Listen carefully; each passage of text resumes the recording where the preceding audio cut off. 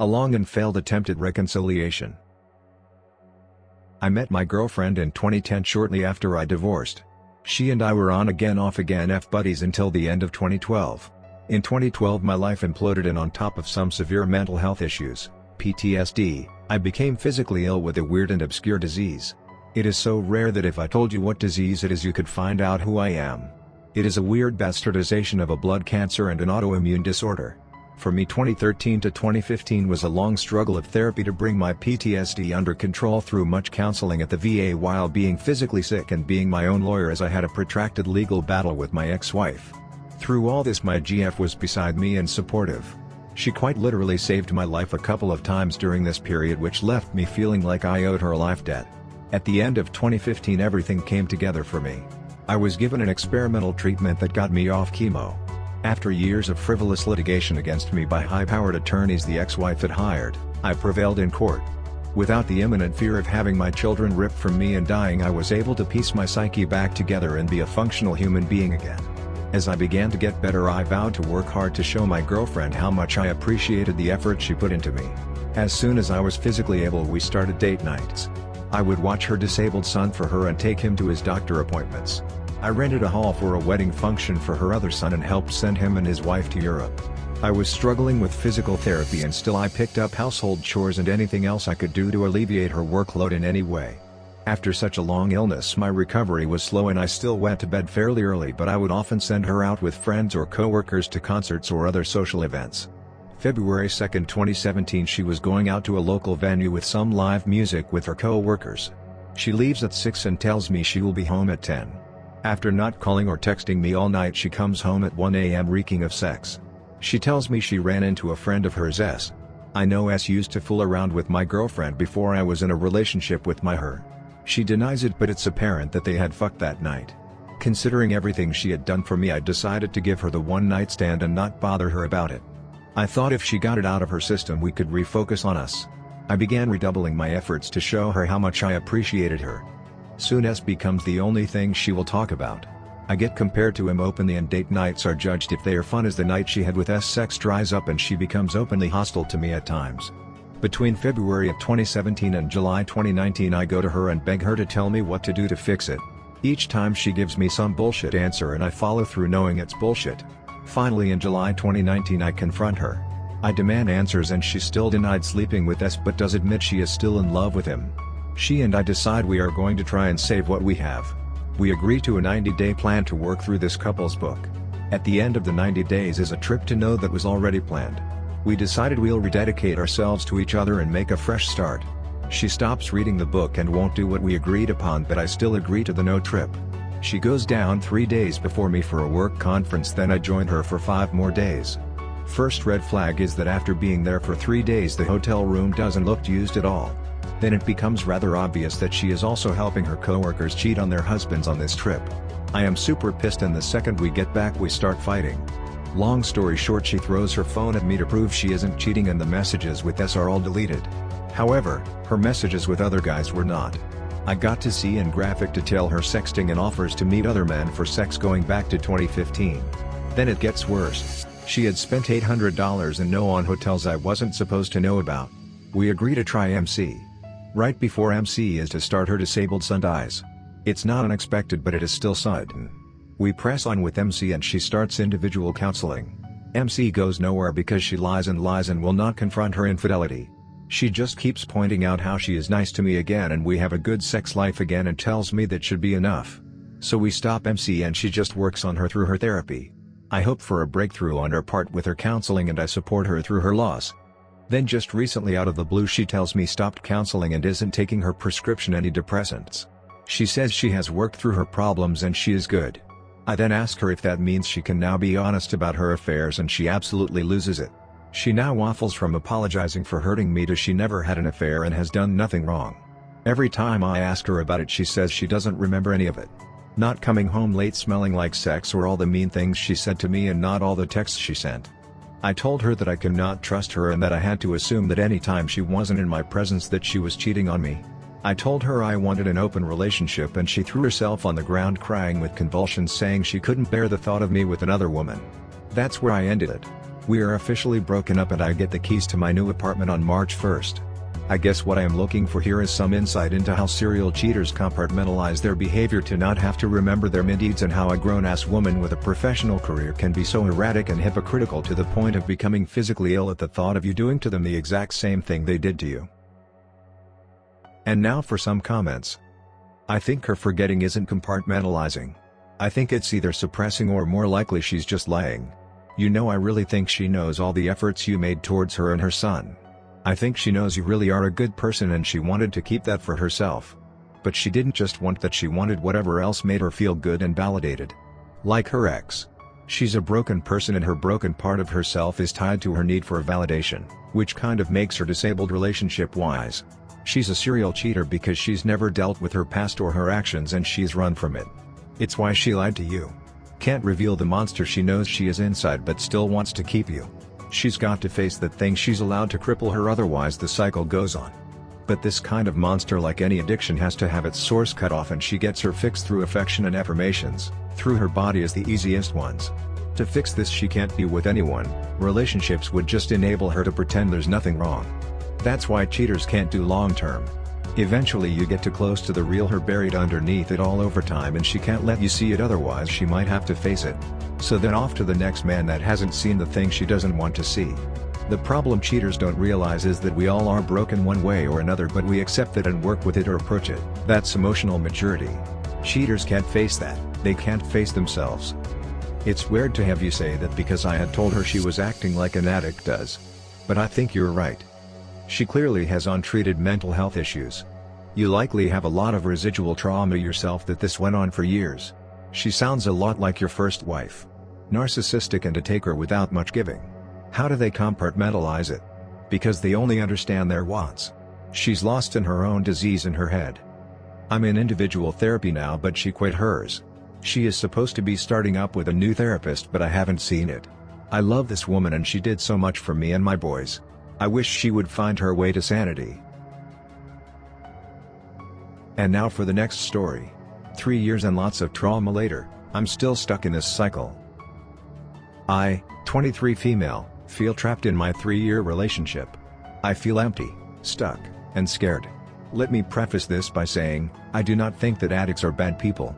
If loving my partner, 27 male, has taught me anything, it's that addiction is a serious mental illness. Addicts deserve love and should seek professional help, whether it be rehab, medication, or therapy. My significant other is a meth addict. I did not know this when we first got together. I discovered it only after I'd been to his place and stayed the night several times. I want to believe he is a good person at his core. We've had some amazing times experiencing life together. But we've also had some very dark, traumatic times. He's cheated on me so many times I embarrassingly can't even count all of them. My biggest regret is not breaking up with him the first time. Typically he uses apps. OkCupid, of, Reddit. His argument so many times has been it's only online, it's not even cheating because it's not even real life. Though, he has in fact slept with at least one woman which we both ended up with sexually transmitted infections from. He says he only cheats on me when he relapses, which I used to believe, but I am currently at a mindset of you're so stupid, just stop believing anything he says because it's always lies. Anyway, he was a year sober in November 2020. It was awesome. We were doing pretty well, despite being super stressed about money and bills. But then, last week, I found a bunch of his stuff all over Reddit trying to meet up with women for sex while high on meth. I mean, all over. Probably at least a dozen NSFW subreddits with graphic details of how he would fuck all of them. Also found out he planned to meet with a woman on Kick, who was pissed he stood her up. So now, here is me. Trying desperately to figure how to leave this terrible relationship. But I'm not financially in a place to be able to move, plus I have an eviction on my record within the last 3 years, so no one will rent to me. I wasn't ever actually evicted, I paid super late and never had to go to court and have lived in my apartment for 2.5 years. Plus we have 4 cats and we currently share a car that both of our names are on the title for. I feel hopeless. I feel so fucking stupid for just staying for so long. I'm just stuck. Sorry for the long post, thanks for reading if you made it this far. And now for some comments. If you can't leave today, then start planning to leave tomorrow. Get your own bank account in your name or start hiding money. Put a plan in motion to eventually leave. All your energy should be focused on that and hiding as much as you can from him. I appreciate your reply. I have started a plan with a trusted friend. We are trying to move in together as she is also in a not great relationship. We are approaching a former teacher to possibly co-sign a lease for us as her credit is not great and I have that eviction. We don't have the money, but you're right, I have to have a plan and put energy behind it. It sucks and it hurts because it feels like I am betraying my partner, but that train left a while ago, I guess. I was married to an alcoholic for years. Once I had our daughter, I viewed life differently. Your life matters. Find a way out. You cannot save a person until they are willing to do the work. You are worthy of more than you are getting. I left barefoot and with no money. It was tough, but the best decision I could have ever made. I wish you strength. And now for our final story. My life is my revenge. I will try to keep this short and sweet, as brevity is the soul of wit. It was 2008 and I had just gotten out of a 3-year relationship with a girlfriend. It was a mutual breakup on good terms, so I was softly dating after that, but no real interest in jumping into something serious. I met my ex-wife, we will call her Cunatron or CT for short, about 4 months later, and it was great. I felt like I found someone who completely understood me and accepted me. That was initially. At the time I was actually working at a bank doing well for myself. I had no college education, but that also comes with no student loans. I was making decent money, I have my own place and my own car. I thought I was doing well. CT and I were getting more serious and she would start dropping a little hints like, I think two people who love each other should have the same education level. At first it didn't bother me that it started making me feel like I was not good enough. So I began the journey of going back to school. During that time we had gotten married and I was in nursing school. I know, haha, male nurse, let's move on. We had also decided to try for a baby. I was in my late 30s at that time and she was in her early 30s. We were having troubles conceiving, and after a year of trying she was angry and depressed. We were unsuccessful. CT went to her doctor and found out she had polycystic ovary syndrome, which she can't make it difficult for her to conceive naturally. We had decided to go through IVF. During this time she was an emotional wreck. She was injected with synthetic hormones, became a rampaging lunatic at the drop of a hat, and wanted no parts of me. She said she felt like less of a woman because she could not have a child naturally and needed help. I tried to be supportive and do all the things that God has been good. I'm not saying I was perfect, Lord knows I made mistakes. I even messed up one time and called her crazy. Note to all men out there with a pregnant significant other, don't do that. It kicks them into super crazy mode and you don't want that. Flash forward 9 months, the baby is due any day now. My wife has not touched me in any physical or romantic manner in 8 months, and I am doing clinicals for nursing school while working a full-time job. If you don't know how stressful clinicals are for nursing school, let me tell you, is wretched, and there is a high washout rate. So we have the baby, a wonderful amazing baby girl whom is my world, and I am hoping things will get back on track in the bedroom after she has had time to heal. So we continue on with life, me working full-time, splitting duty with her with the baby and going to nursing school. I'm averaging about 3 hours a night of sleep.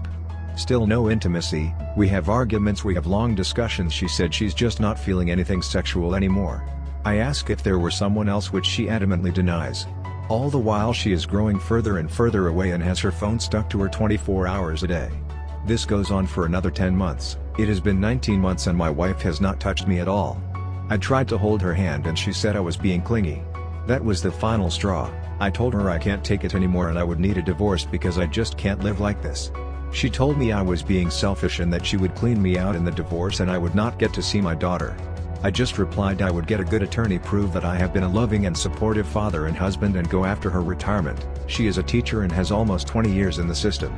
We argue a little bit more, I go for a walk. I come home and we don't talk to each other for the rest of the night. That night she proceeded to give me some of the worst affection I have ever experienced in my entire life. It was the most dreadful sexual thing I have ever encountered. It was like humanity was trying to fuck a football. She had gained a lot of weight, but I never said anything. I suppose she thought she was doing this to appease me and hold off on the divorce. This went on for another year, every 4 or 5 months, maybe getting some type of affection that was half-assed and half-hearted. During this time I graduate nursing school and find an amazing job right away. At graduation, after I've accepted a new position dependent on me passing the NCLEX, I was offered a salary of $72K starting. In my mind this was a victory for both of us and our family. The first thing out of her mouth was, "This is bullshit, how come you get to start off making a good salary and I have been working 20 years and make a little bit less than that?" This ish just was the worst looking back on it. I suppose I should fast forward because it goes on like this for another year. One day she tells me she does not want to have any more children. Since we used IVF, we had 6 fertilized eggs that were in storage. I really wanted another child, but she was adamant about not having any more. In order for us to relinquish rights to the fertilized embryos, I had to have a notarized paper signed by me and submitted to the IVF facility. This crushed me. I loved being a father and I wanted nothing more than to give my daughter a sibling. That night at work, I'm having a shit night working overnights, and I texted her that I was really upset. Her reply was, "We need to talk." This is when she laid out that she was unhappy and wanted a divorce. At this point I was too tired to fight with her and said fine. This part was actually very civil. I got to keep my house, but I had to pay her out for the equity that we had in it. Which wasn't too bad. I got to keep my car. I get 50-50 custody of my daughter. We decided on no spousal support, we'll just share her expenses. This was all an illegal agreement that we made, so I covered my ass there. 3 days after telling me that she was unhappy and wanted to divorce, she asked if it was okay if she went and spent the night at a man's house that she had been talking to. 3 days after shitting on me, she wanted to know if it's cool that she goes bangs another guy. WTF. I tell her, do whatever the hell you want, but that means I'm going to do whatever the hell I want. And at the end of the day, when our daughter asked why we got a divorce, I will be completely honest with her. Weeks later, while texting me about something for our daughter, she inadvertently admitted that she had been seeing this guy for the last year. What a trash bag of a human being. But karma is kind to those who are patient and put good things into this world. I have been divorced 2 years now, and in that time I have finished off my BSN program and was accepted into an NP program. I found a new job that has great hours and gives me weekends off and is day shift. This to nurses is basically a unicorn schedule. I have lost 30 pounds, got my purple belt in jiu-jitsu, been doing BJJ for 4 years now, and have dated casually with women well out of my league. Helpful hint, guys: older women love a funny, confident man that is good with kids. I took my daughter to get a pedi with her, and that was like catnip to them. One 27-year-old actually came over, told me how amazing this was, and gave me her number. I'm 44 lol. Overall I am happy and I don't think about my ex other than to talk about our daughter. CT on the other hand has had to help her parents get a new car, has had her relationship with her father damaged after he found out she had been cheating, moved in with her AP who wants a prenup before he will propose to her, lost her uncle, and just found out she has a lump and needs to go back for further testing. Let me be clear, I never wished harm on this woman. She gave me my daughter and it would hurt my little lady so much if anything happened to her mom. It is just good to know that in this scenario I did all I could to do the right things and have seen my life improve. I get my daughter as much as I want. She even asks to come over for extra days, as she said mom's BF is boring and his house smells, I want to be home. I love the fact my daughter sees me as home. I guess it all comes back to what you say in your videos: focus on yourself and stay in your purpose. That's my story. Hope it was not too long. I apologize if it was a grammatical train wreck. I am writing this up on my phone. Now for some closing comments. This is awesome. Living your best life is revenge enough. I am so glad you found your happy place. It sounds like you are so much better off. Though I am sorry you had to go through all of this to find it. Congrats, you doing you. Way to go. Hugs. Good for you, dude, that's awesome. And that's it for today's video. Don't forget to hit that like, subscribe and notification button. Also, if you enjoyed this video, check out the other ones we posted. See you on the next one. Bye.